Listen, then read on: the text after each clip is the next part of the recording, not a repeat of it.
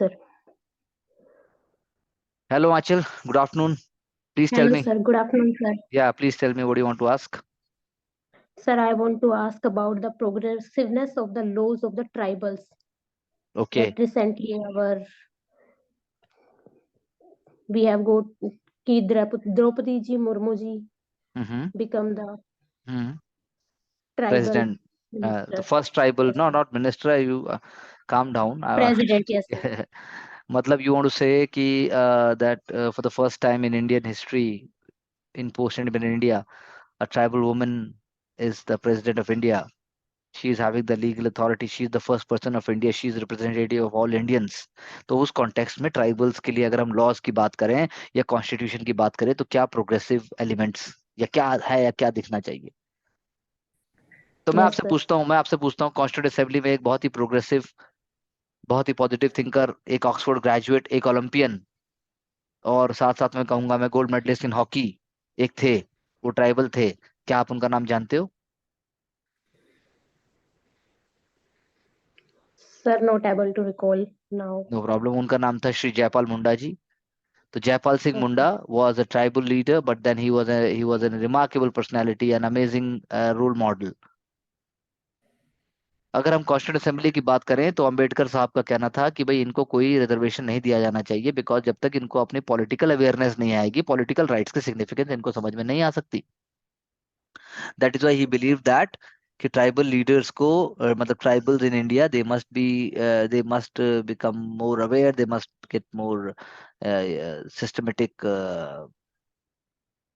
Systematic resources so that they can become mainstream. But then एक तरीके से वो सेवेज स्टेट में जी रहे हैं, एक तरीके से वो अनसिविलाइज स्टेट में दे रहे हैं, एक तरीके से वो हेरिडिटरी क्रिमिनल माइंडसेट। यहाँ पे क्रिमिनल का मतलब टिपिकल क्रिमिनल से नहीं है, एक हेरिडिटरी, एक उन्होंने बात की है कि उन्होंने बैकवर्ड थोड़ी बात की कि वो ऐसे जी रहे हैं। दैट इज वाई उनके लिए कोई रिजर्वेशन देने का अभी कोई मतलब बनता नहीं है। लेकिन उसी उन्हीं के अपोजिट अगर मैं बात करूं तो कौन खड़ा हो सकता है? कौन से ऐसे इंडियन लीडर थे जिन्होंने बोला नहीं, उनके कल्चर को प्रिजर्व किया जाना चाहिए, उनको सेफगार्ड मिलने चाहिए, उनको रिजर्वेशन मिलना चाहिए? ये कौन कह सकते हैं, बताइए। अंबेडकर जी ने भी बोला था। अंबेडकर जी डॉक्टर ने बी आर बोला, अम्बेडकर। लेकिन हाँ अंबेडकर, जी। डॉक्टर अंबेडकर साहब ने जो बोला, मैंने एक पॉइंट वो बताया, लेकिन आप ये बताइए उनको सेफगार्ड का मतलब है उनको उनका कल्चरल प्रिजर्वेशन हो, उनकी कल्चरल ऑटोनॉमी हो, जैसे हैं उनके उनका जो हेरिटेज है उसको वैसे ही प्रिजर्व किया जाए एकदम, और उनको जो है मतलब प्रोटेक्ट भी किया जाए ट्राइबल एरियाज को। ऐसा कौन सा लीडर उस समय बोल सकता था? बिरसा मुंडा। बिरसा मुंडा जी कैसे बोलेंगे? बिरसा मुंडा जी तो अ, उल गुलान जो रेबेलियन हुआ था उसमें नहीं रहे थे। जवाहरलाल नेहरू जी ने बोला। दैट इज वाई पोस्ट हाँ जी। इंडिपेंडेंट ट्राइबल पॉलिसी, जिसको हम पंचशील भी बोलते हैं, ट्राइबल पंचशील भी पंचशील बोलते हैं, का। उसमें नेहरू जी का रोल है बहुत ज्यादा। आई थिंक आप थोड़ा सा कंफ्यूज हो रहे हो, आप थोड़ा सा रिलैक्स नहीं हो, और आप थोड़ा सा मतलब you are getting little nervous. That is why you are uttering all these words here and there. Don't worry, calm down. Everybody makes mistake, but then accept it and learn from it and move forward. तो एक तरफ yes हो गए sir. Jawaharlal Nehru ji के ideas, एक तरफ हो गए अम्बेडकर जी के आइडियाज। लेकिन जयपाल सिंह मुंडा जी का कहना था ना तो हमें स्पेशल रिजर्वेशन चाहिए, ना हमें नेहरू जी वाले पंचशील चाहिए। कल्चरल प्रोटेक्शनिज्म चाहिए। बिल्कुल उनका कहना था हमें चाहिए मेन स्ट्रीम आम भारतीय की तरह हमारे पे आम रूल लागू हो, ताकि हम भी आम आदमी की तरह आम भारत का पार्ट बन के जिए। तो एक ऐसा ही एक्ट है जो आज भी है, संथाल परगना एक्ट 1855 आज भी है। उस एक्ट, जो कि एक्ट लगा था जब संथाल अपराइजिंग हुई थी, कानू सिद्धू एंड कानू मुर्मू, जब उन्होंने रिवोल्ट किया था लेजेंडरी लीडर्स ने, तो आज भी वो है जिसके अंदर संथाल परगना एक्ट 1855 के कारण आप कह सकते हो कि कुछ ऐसे एरिया अभी भी है झारखंड में जहां पर कोई भी जनरल रेगुलेशंस और गवर्नमेंट के जो एक्ट्स हैं वो लागू नहीं होते। तो कहाँ तक ये सही है आज की डेट में भी? आज की डेट में 21st सेंचुरी में भी हम जो है कॉलोनियल लॉज की, आर्काइक लॉज को लेके चल रहे हैं। अगर आप उस एक्ट को देखोगे तो उसमें अभी भी लिखा हुआ है अनसिविलाइज्ड पीपल। उसकी शुरुआत ही ऐसे है उस एक्ट की। तो that is very unfair to them. एक एग्जांपल मैंने आपको दिया।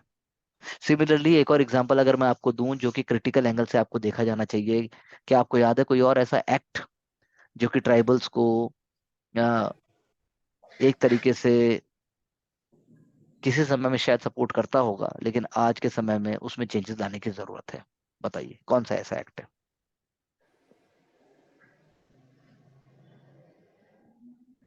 मैं बताता हूँ आपको। एक है habitual offenders act. Habitual offenders, नाम ही उसका हैबिचुअल, यानी लगातार आप सेम गलती करते हैं। जब कहते हैं कि आपके व्यवहार में ही है भाई ऐसा, तो ये प्रोटेक्शनिज्म और प्रिजुडिस के कारण एक और एक्ट है जिसका नाम है habitual offenders act. Habitual offenders model bill भी आया जिसने रिप्लेस किया था क्रिमिनल ट्राइब्स एक्ट को। पहले ब्रिटिश के टाइम क्या कहता क्रिमिनल ट्राइब्स एक्ट 1871, उसको रिप्लेस करके हम क्या लेके आ गए, हैबिचुअल ऑफेंडर्स एक्ट या हैबिचुअल ऑफेंडर्स बिल ले आए।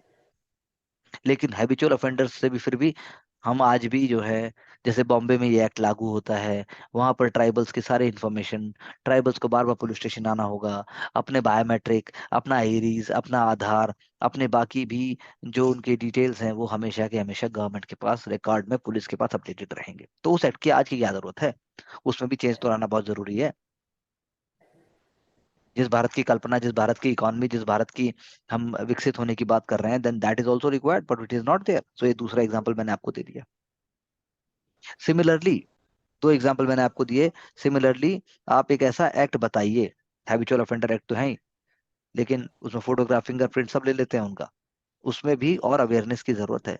और उसके अंदर मान मान लीजिए हैबिचुअल ऑफेंडर्स एक्ट के अंदर आपका कोर्ट भी कुछ नहीं कर सकता, क्वेश्चन नहीं कर सकता कोर्ट भी, जैसे आफ्सपा की बात करेंगे हम कभी, तो यहाँ पर भी कोर्ट कैन नॉट क्वेश्चन क्या हो रहा है। तो ये सोशियोलॉजिकल सोशियोलॉजिकल पर्सपेक्टिव से, साइकोलॉजिकल पर्सपेक्टिव से, एंथ्रोपोलॉजिकल पर्सपेक्टिव से कितना इंपॉर्टेंट हो जाता है। और कॉन्स्टिट्यूशनल एंगल से तो मैं बोल ही रहा हूँ, पर अब मुझे आप एक बताइए, एक ऐसे कॉन्स्टिट्यूशन में एक ऐसे शेड्यूल या ऐसे कोई आर्टिकल का नाम बताइए by which you can say कि ट्राइबल्स को स्पेशल प्रोटेक्शन और स्पेशल प्रिविलेजेस या स्पेशल उनको ट्रीटमेंट किया जाता है। कौन से ऐसे दो शेड्यूल हैं जिनसे उनकी कल्चरल ऑटोनॉमी को भी प्रोटेक्ट किया जाता है? Sir schedule 7। फिर से आज तो आप बिल्कुल नशे में हैं। Schedule 5 and schedule 6 6। Special provisions हैं ट्राइबल्स के लिए। उसके अंदर गवर्नर के बिना परमिशन के कुछ नहीं हो सकता। आप देखेंगे, जाके देखिए, शेड्यूल 5 और शेड्यूल 6 को टिपिकली बैकवर्ड मानते हुए, उनको उनकी ट्राइबल ऑटोनॉमी, उनकी ट्राइबल हेरिटेज को प्रोटेक्ट करने के लिए, उन लोगों के लाइफस्टाइल को प्रिजर्व करने के लिए स्पेशल प्रोविजंस हैं। गवर्नर्स एम्पावर्ड हैं वो प्रिवेंट करने के लिए या मॉडिफाई करने के लिए। सेंटर और स्टेट के दोनों लॉज कर सकते हैं। तो यहाँ पर भी मैं ये कहना चाहूंगा कि इससे क्या हुआ है, मार्जिनलाइज हो गए थोड़े से, वो थोड़ा सा हट गए, कटे हैं अभी भी उनकी लैंग्वेजेस। उनका पेट्रोनाइजिंग जो लॉजिक है उससे हमें आगे बढ़ना होगा। हमें उनको we have to make them part of our progress, we have to make them part of the mainstream society.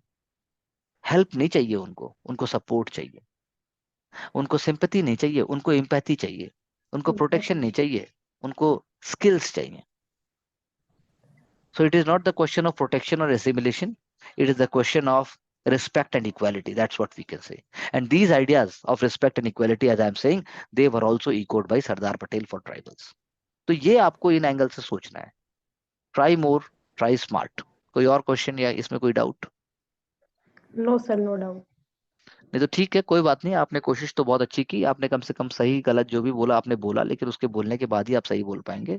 So I really appreciate you for that. So learning के मामले में 10 में से आप कितने नंबर देंगे अपने आप को? Sir 8। 8। Wonderful. All the best, take care. बात करते हैं। Sure. Okay sir, thank you.